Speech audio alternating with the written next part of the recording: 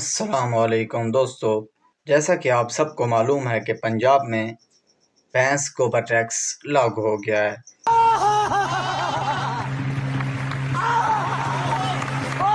اب دیکھنا ہے کہ بھینس گوبر ٹیکس کے بعد آگے کیا ہوگا۔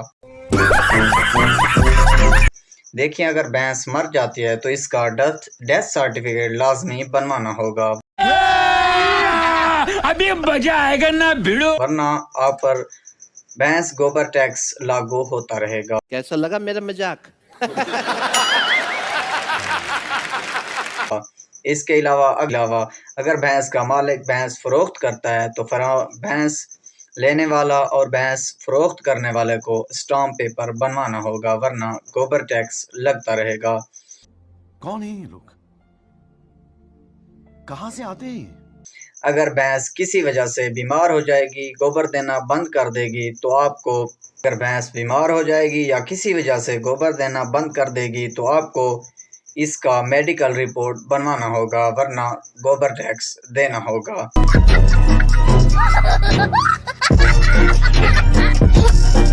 اگر کسی بھینس کو موشن کی بیماری لگ جائے گی تو اس کا موشن کے حساب سے گوبر ٹیکس ڈبل یا ٹرپل آپ کو دینا ہوگا۔ ابھی مزہ آئے گا۔ مندرجہ بالا امور کو سر انجام دینے کے لیے ایک الگ ادارہ قائم کیا جائے گا جس کا نام گوبر ٹیکس مانیٹرنگ رکھا جائے گا، اور اگلے چند روز کے اندر اس کا باقاعدہ اخبار کے اندر اشتہار بھی دیا جائے گا۔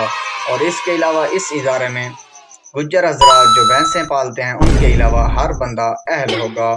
اس کے علاوہ بھینسوں کو بر وقت چارہ نہ ڈالنے کی صورت میں بھاری جرمانہ بھی عائد کیا جائے گا۔ ادارے کی جانب سے بر وقت گوبر نہ خرچ کرنے والی بھینسوں کی تفتیش کے لیے خصوصی ٹیمیں تشکیل دی جائیں گی تاکہ گوبر نہ دینے والی بھینسوں کا پورا حساب کتاب رکھا جائے۔ اس کے علاوہ ان اصولوں کی خلاف ورزی کرنے والی بھینسوں کے خلاف بلا امتیاز سخت قانونی کارروائی کی جائے گی۔